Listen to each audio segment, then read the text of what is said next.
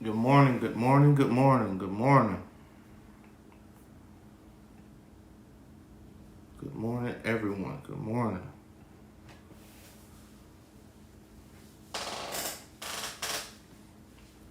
Good morning, Tanisha Hicks. Good morning, family. Good morning. It's time to get on in the room.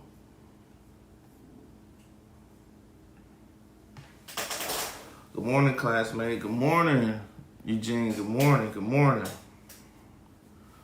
Good morning. Good morning, Maya. Good morning, good morning, good morning. Good morning, Miss Beverly. Good morning. Good morning, Miss Darlene. All right, the time is 6:56. We're gonna go ahead and start off with these zingers. Start off with these good zingers. I hope everyone slept well. Tuesday night teaching. I don't know if it fed y'all, but it fed me. Bishop is teaching on honor and Tuesday night teaching, and I am just full and really looking at honor in my walk a whole different way. So yeah, TNT has been feeding us. It always feeds us, but especially honor. Yeah, it's been really good. Bishop talked about he talked about the Grace International Fellowship coming up. Get registered. As he said, Grace does pretty much hold us. It's not us holding Grace. So, I mean, let's do what we need to do. The man of God has spoken. So let's just, move forward with it and do what we need to do as people of God under his leadership and for what God has given him. But to the zingers. What did God's people say when food fell from heaven?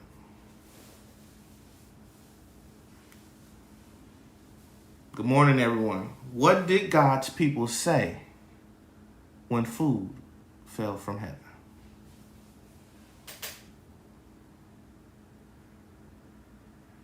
You ready?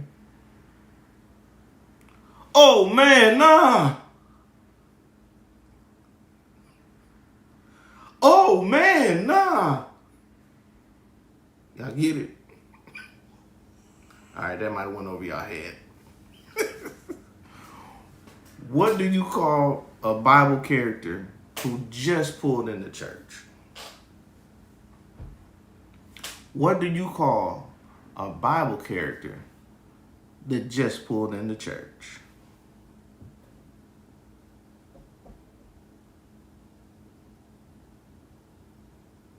You ready? A parking lot. A parking lot. Yeah.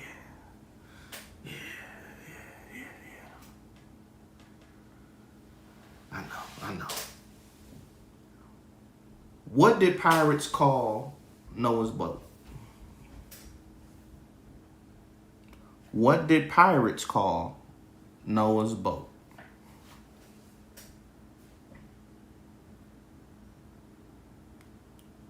The ark. The ark. Get it?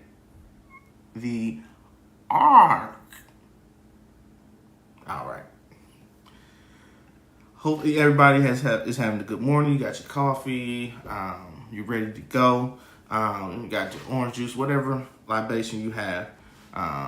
You're ready to go. You had that biscuit. You had that muffin. And you are ready to talk about anything you hold too tightly. You will lose. 30 Life Principle, number 19.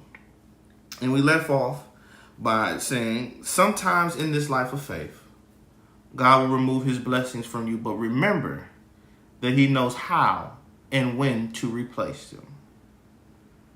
Either through the ministry of others, or by himself. He can raise up children from the very stones. Eat then your daily bread without worrying about tomorrow. There is time enough tomorrow to think about the things tomorrow will bring. There is time enough tomorrow to think about the things tomorrow will bring. That is heavy in itself. Because sometimes in life we start to think about the things that's happening the next day, and the next day. And we forget about what's happening right now. What's going on right now? And we get so trapped into thinking about tomorrow that we might miss something. There is time enough tomorrow to think about the things tomorrow. The same God who feeds you today is the very God who will feed you tomorrow. Period. God will see to it that manna falls again from heaven in the midst of the desert before his children lack any good thing. You will not lack. You will not lack walking with God. You will not lack putting him first. You will not lack any good thing.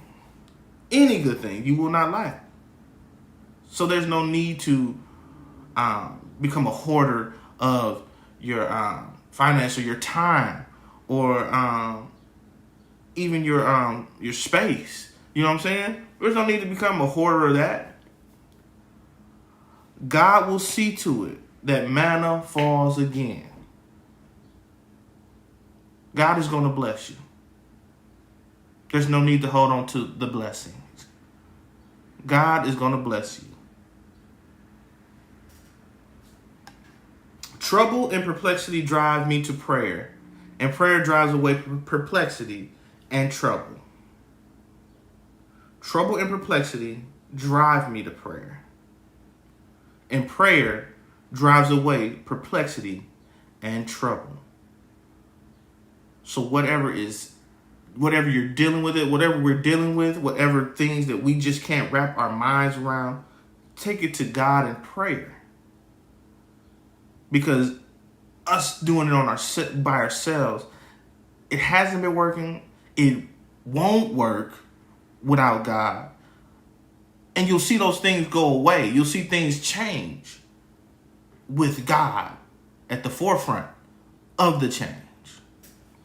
How difficult would it be for you to adopt this attitude? If you live with faith of this kind, if you made a concerted effort to focus on the one who blesses instead of the blessings themselves, how would it affect your stress level and anxiety? I would say it'd be an easier day. It'd be an easier time. I don't have to worry about that. I know where God has me right here. I'm not worried about that next thing or that next thing right there, because I know God is going to provide it. So I'm going to handle what I can handle right here in this box, right here. I'm going to stay right here. I'm going to handle it. And when it's time for the box to open and God places me in another one, that's when I'm going to be praying about that one too. How would it affect your stress level and anxiety? In these days and times, stress and anxiety it's not good for the people of God. It's not good for anybody. So if you are stressing about any blessings or future blessings, if you're anxious or have anxiety about it, I just pray that God, takes that away from you right now, because God's word is true. He's going to take care of you. He's going to take care of his children. So there's no need to stress about what God can do, because he can do all things. All. No, there's no limitation on it. Can you, like Fenelon, humbly eat then your daily bread without worrying about tomorrow? Matthew 6:19 says, do not lay up yourselves treasure on earth, where moth and rust destroy it, where it decays. Do not lay up yourselves treasures on earth, where it can die, and where thieves break in and steal. Don't let somebody steal your stuff. Don't let the devil steal your joy, steal your peace, steal your happiness over some treasures on earth. Don't do that. Lay up yourselves treasures in heaven, where neither moth nor rust destroys, and where thieves do not break in and steal. For where your treasure is, there your heart will be also. God deals with the heart. God deals with the heart. If that wasn't plain to us last night when Bishop talked about David in the cave, and when he was about to take old boy up out of here, but then his heart. God deals with the heart. The lamp of the body is the eye. If therefore your eye is good, your whole body will be full of light. But if your eye is bad, your whole body will be full of darkness. If therefore the light that is in you is darkness, how great is that darkness? No one can serve two masters. No one. For either he will hate the one and love the other, or else he will be loyal to the one and despise the other. You cannot serve God and mammon. And that's Matthew 6, 20 through 24. You cannot serve God and mammon. You cannot idolize money. You cannot idolize people. You cannot idolize technology. You cannot idolize anything in this world. You cannot put it before God. Because everything that's up here has an expiration date. Everything on this earth has an expiration date. And God is everlasting. So what he says, it goes. You know what I'm saying? It lasts. His word is water. You can drink from it every day and not be thirsty.